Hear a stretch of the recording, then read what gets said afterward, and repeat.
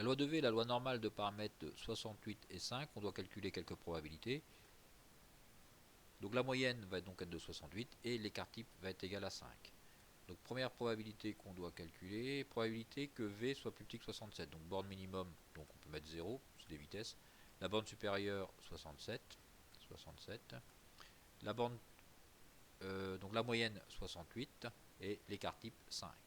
Donc moyenne 68, écart type 5. Et donc j'ai donc 0,42, 0,7. Probabilité que V soit plus grand que 68, bah c'est pareil, hein, il suffit juste de modifier les bornes. Donc plus grand que 78, donc borne supérieure 78, borne inférieure 78, borne supérieure, bah, vous mettez un très grand nombre. La moyenne elle n'a pas bougé, l'écart type n'a pas bougé, et j'ai donc 0,028. Probabilité que V soit compris entre 63 et 73, donc là pas de difficulté. On met la borne inférieure 63, la borne supérieure 73, et on a donc le résultat.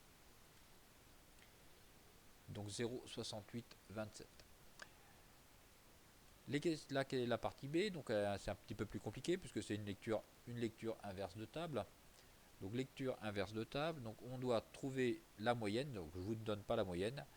Donc on a déterminé la moyenne mu telle que la probabilité que le pigeon vole plus que 50 soit à 2,099.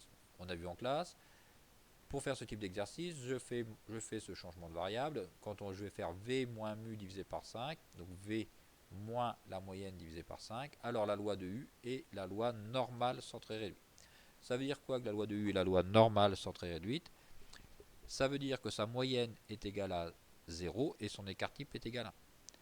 Donc mon équation que je vais avoir à résoudre, donc la probabilité que V soit plus grand que 50, quand j'utilise mon changement de variable, ça, pour la probabilité que U va être plus grande que 50 moins mu divisé par 5. 50 moins mu divisé par 5, qui doit être égal à 0,99.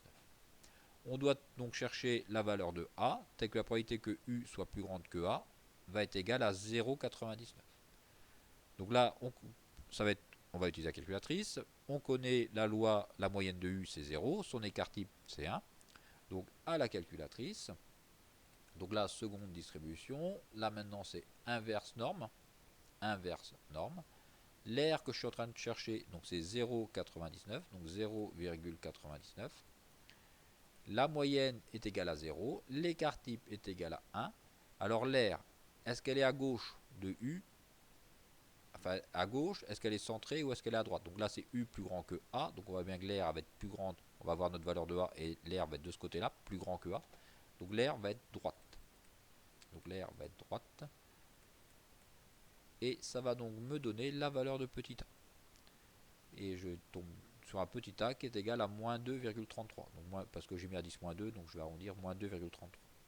Je vais donc avoir quoi? Quelle équation résoudre? Donc 50 moins mu divisé par 5 va donc être égal à moins 2,33.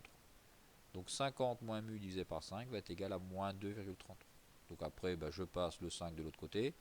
Je vais donc avoir 50 moins mu va être égal à moins 2,33 fois 5. Et après, donc pour avoir mu, donc 50 plus 2,33 fois 5 va être égal à mu. Donc la moyenne va donc être de 61,65. On peut vérifier si on ne s'est pas trop trompé en faisant maintenant une lecture normale de table et en mettant cette moyenne-là. Donc on avait la probabilité que V était plus grande que 50. Donc borne inférieure 50, borne supérieure vous mettez quelque chose de très grand. La moyenne, on vient de la calculer 61,65. Et l'écart type, il est de 5. Si on ne s'est pas trop trompé, quand je vais faire entrer, normalement je dois tomber sur un nombre qui est proche de 0,99. Donc on ne s'est pas trop trompé. Donc 0,99. L'exercice suivant, donc c'est la même idée, sauf que maintenant je vous donne la moyenne et il faut trouver sigma. On va faire le même changement de variable. Je vais poser la variable U qui va être égale à V moins 68, 68 c'est la moyenne, divisé par sigma. Et la loi de U là, c'est la loi normale centrée réduite. Je rappelle la définition de la loi normale centrée réduite. Sa moyenne va être égale à 0, son écart type va être égal à 1. Donc je cherche sigma afin que 75% des pigeons volent entre 67,5 et 68,5. Donc je vais donc chercher sigma, tel que la probabilité que V soit compris entre 67,5 et 68,5 va être égale à 0,75. Je vais utiliser mon changement de variable, donc 67,5 moins 68, 67,5 moins 68 divisé par sigma. J'ai ma variable U, 68,5 moins 68 divisé par sigma. Et tout ça doit être égal à 75. 67,5 moins 68, ça fait moins 0,5. 68,5 moins 68, ça fait 0,5. Et maintenant, je dois trouver lesquelles bornes pour la valeur U, telle que la probabilité que U soit compris entre les deux valeurs moins A et A soit égale à 0,75. Donc ça va être la fonction, comme tout de suite, inverse norme. Inverse norme. Donc l'air, maintenant, elle est égale à 0,75, donc 0,75. La moyenne, comme je suis avec U, la moyenne est égale à 0. Son écart type est égal à 1.